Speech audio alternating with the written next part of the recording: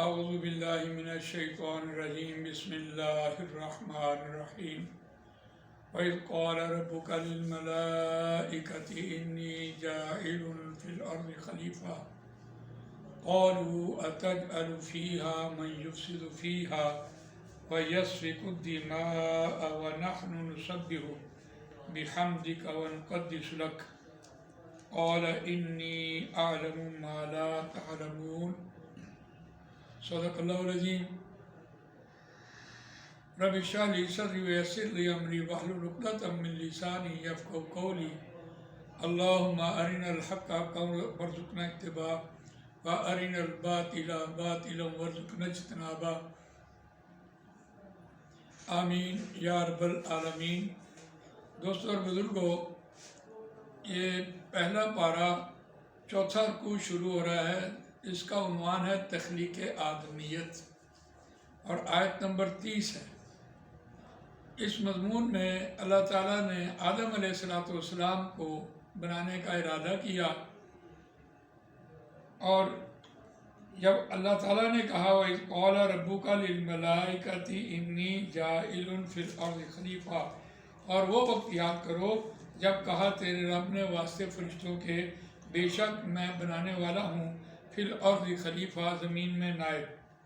قالوا اتجعل فیہا، انہوں نے کہا کیا تو بنائے گا اس زمین میں، وَمَن یفسد فیہا، جو فساد کرے گا اس زمین میں، وَیسفک الدماء، اور وہ بہائے گا خون، وَنَحْنُ نُسَبِّحُ بِحَمْدِكَ وَنُقَدِّسُ لَكَ، اور ہم تسبیح بیان کرتے ہیں ساتھ تیری حمد کے، وَنُقَدِّسُ لَكَ، اور ہم پاکی بیان کرتے ہیں واسطے تیرے۔ قال، اس نے کہا، اللہ نے کہا، انی عالم، بے شک میں جانتا ہوں، ما لا تعلمون، جو تم نہیں جانتے۔ روان ترجمے سے یہ بات سمجھ آتی ہے کہ فرشتوں نے کس بات پر استفسار کیا کہ اللہ تعالیٰ نے یہ بات کہی کہ جو میں جانتا ہوں تم نہیں جانتے۔ تو اس پہ ان کے اس تعجب پہ، ان کے اس استفسار پہ غور و فکر کیا جا سکتا ہے کہ آخر یہ فرشتوں نے یہ بات کیوں کہی جب اللہ تعالیٰ نے ان کے سامنے آدم علیہ السلام کو بنانا تھا، اور یقیناً اس کے بنانے میں کیا وجہ تھی، اللہ تعالیٰ نے ہم سے کیا چاہا۔ یہ آیت بڑی جامع نظر، ایک اعتبار سے جامع آیت ہے کہ اگر اس پر ہی آدمی غور و فکر کر لے تو میں سمجھتا ہوں کہ آدمی کو اللہ تعالیٰ کی ذات کو پہچاننا اور آدمی کو اپنی حیثیت کا پہچاننا بڑی آسانی سے سمجھ آتا ہے۔ عموماً آدمی کو یہی نہیں پتہ ہوتا کہ مجھے اس دنیا میں کیوں پیدا کیا گیا، یعنی جو مقصد زندگی ہے انسان کی، وہ بھی اسی آیت سے نکھر جائے گی۔ جیسے اس نے کہا، میری زندگی کا مقصد تیرے دین کی سرفرازی، میں اسی لیے مسلمان، میں اسی لیے نمازی۔ تو یقیناً اس آیت میں دیکھتے ہیں کہ اللہ تعالیٰ نے انسان کو اپنا نائب بنایا، اور نائب سے مراد ہوتی ہے کہ جسے ہم کہتے ہیں کہ خلیفہ ہے، اللہ تعالیٰ کے حکم کا پابند ہونا۔ اللہ کے حکم کے پابند ہونے کی وجہ سے اللہ تعالیٰ نے انسان کو اپنا نائب بنایا، یعنی انسان کو اس کا اختیار تو دیا ہوگا لیکن اللہ کے حکم کا پابند ہے، چونکہ اس لیے یہ اللہ کا نائب ہے۔ کائنات کی ہر چیز اللہ تعالیٰ نے بنا کے انسان کو اس کے اوپر مسلط کر دیا، سربراہ بنا دیا، خلیفہ بنا دیا۔ ویسے اگر ہم یہ دیکھیں کہ خلیفہ گولتا سے مؤنث کے طور پر آ رہا ہے، تو آدم علیہ السلام کے اندر اللہ نے روح پھونکی اور آدم کو پیدا کیا، تو یہ مؤنث گولتا سے کیوں لایا گیا؟ تو اس میں ایک حکمت سمجھ آتی ہے کہ ایک لفظ ہوتا ہے سربراہ اور ایک لفظ ہوتا ہے ماتحت، یعنی انسان گولتا کی وجہ سے اللہ کے حکم کا پابند ہے، اس اعتبار سے دیکھیے تو ماتحت ہے، اور جب اس دنیا میں آیا اور اس دنیا میں ہر چیز کے اوپر اس کی سربراہی آئی، اور وہ اللہ کے حکم کا پابند ہونے کے باوجود اس دنیا میں وہ سلطنت کا مالک ہے، تو لہذا وہ سربراہ ہوا۔ تو اس اعتبار سے خلیفہ نائب کو کہتے ہیں کہ اللہ کے حکم کا پابند ہے، لیکن خلیفہ کے مطلب یہ جو ہم کر رہے ہوتے ہیں کہ وہ سربراہ ہے، تو وہ دنیا میں اپنا حکم چلا رہا ہوتا ہے لیکن اللہ کے تابع ہو کر۔ تو اس اعتبار سے یہ بات ہمیں سمجھ آئی۔ دوسری بات اس میں جو مضمر ہے کہ اللہ تعالیٰ کو یہ کیا ضرورت پڑی تھی کہ وہ آدم علیہ السلام کو پیدا کرے۔ اس سے پہلے جنات اس زمین پہ اللہ تعالیٰ نے دوسری مخلوق بنائی۔ پہلی مخلوق اللہ کی فرشتے ہیں اور دوسری مخلوق جنات تھی۔ یقیناً جنات کو جو اللہ تعالیٰ نے قوت دی اور انہوں نے اس زمین پہ جو اس کا سارا نظام تلپٹ کیا، اللہ تعالیٰ کو یہ وارا نہیں آیا کہ یہاں یہ لوگ بسنے والے نہیں ہیں، یہ مخلوق جو ہے یہ نافرمان مخلوق ہے، یہ حد سے بڑھ گئی ہے، تو اس کو پھر معزول کیا۔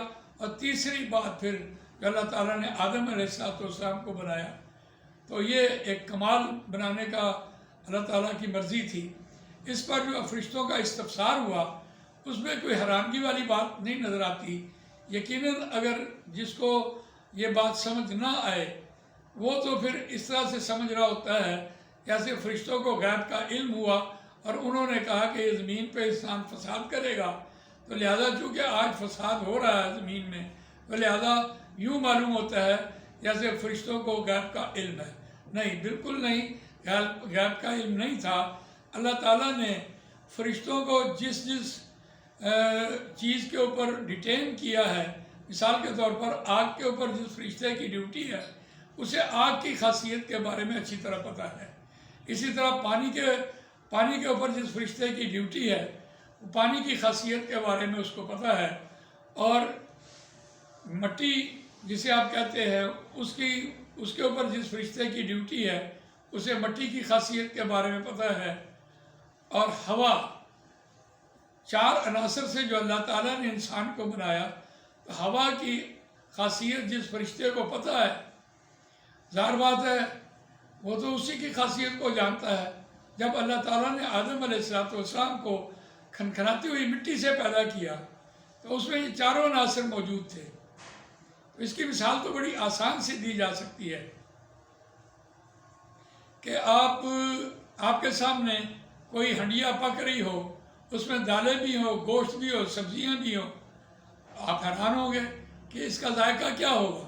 بس ایک استفسار سا ہے، تعجب سا ہے جو انہوں نے کیا، کیونکہ آگ کی جو خاصیت ہے وہ رفعت ہے، بلندی ہے، جلانا ہے، تکبر ہے، اور پانی کی خاصیت ہر چیز کو بہا کے لے جانا ہے، اور مٹی کی خاصیت ہر چیز کو اپنے اندر ضم کر لینا ہے، اور ہوا کی خاصیت انسان ہر جگہ پر موجودگی ہے۔ اگر یہ چاروں خاصیتیں انسان کے اندر کہیں پائی جائیں تو حیرانگی والی بات ہے۔ بہرحال اللہ تعالیٰ کی حکمتیں ہیں کہ جس انسان کے مزاج میں آگ کی خاصیت کا کچھ زیادہ ہو جانا ہوتا ہے، اس میں تکبر اور غرور اور گھمنڈ ہوتا ہے، اور وہ دوسرے انسانوں کو پسند نہیں کر رہا ہوتا، ظلم کر رہا ہوتا ہے، زیادتی کر رہا ہوتا ہے۔ اللہ تعالیٰ نے اس کا علاج نماز کی صورت میں دیا کہ وہ 5 ٹائم سرنگو ہو، اور اس کا جو تکبر ہے وہ اس کو یعنی ایک میانہ روی میں آ جائے۔ ہوگا تو صحیح۔ اسی طرح کسی شخص کی زندگی میں یا اس کے مزاج میں پانی کا عنصر ہے تو اس کا مزاج کیسا ہوگا؟ وہ جہاں بھی جائے گا وہ دیکھے گا کہ یہ چیز میری کیوں نہیں ہوئی۔ کوٹھیاں دیکھے گا تب کہے گا میری ہو جائے، مال دیکھے گا تب، فیکٹریاں دیکھے گا تب، کسی کی گاڑی دیکھے گا تب، اور اگر کہیں کسی کی عورت دیکھ لے تو یقیناً وہ بھی اس کے پیچھے پڑے گا کہ یہ عورت میری کیوں نہ ہوئی۔ تو یہ پانی کی خاصیت ہے کہ ہر چیز کو بہا کے لے جاتا۔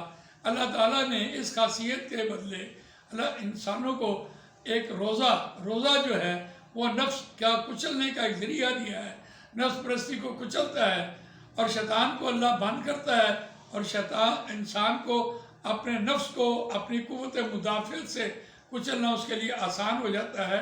وہ نفس پرستی کا علاج جو ہے وہ روزے کا علاج ہے، روزے سے اس کا علاج ہوا۔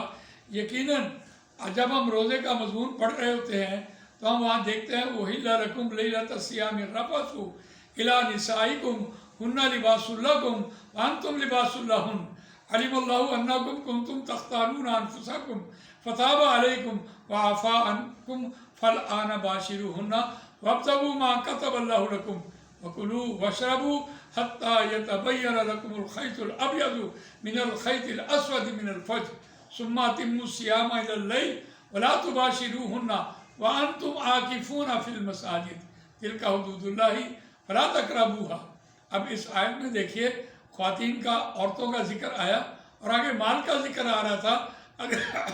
آخری آیت میں وَلَا تَأْكُلُوا أَمْوَالَكُمْ بَيْنَكُمْ بِالْبَاطِلِ وَتُدْلُوا بِهَا إِلَى الْحُكَامِ لِتَأْكُلُوا فَرِيقًا مِّنْ أَمْوَالِ النَّاسِ بِالْإِثْمِ وَأَنْتُمْ تَعْلَمُونَ۔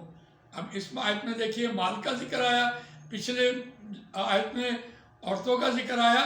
تو کسی انسان کے مزاج میں اگر پانی کا عنصر کہیں زیادہ ہو تو ہر چیز کو اپنا بنانے کے پیچھے پڑ جاتا ہے، تو اس کا علاج اللہ تعالیٰ نے روزے سے دیا۔ اسی طرح مٹی کا عنصر کسی کے اندر زیادہ ہو تو مال کا کنجوس ہوگا۔ یقیناً مٹی میں وہ عنصر موجود ہے کہ جب آدمی مرتا ہے تو اس کا جو تعفن ہے وہ کسی چیز سے ختم نہیں ہوتا ہے سوائے مٹی کے، اور وہ مٹی میں دباتے ہیں تو تب اس کے جراثیم ختم ہوتے ہیں۔ ہر چیز مٹی اپنے جیسا کر لیتی ہے۔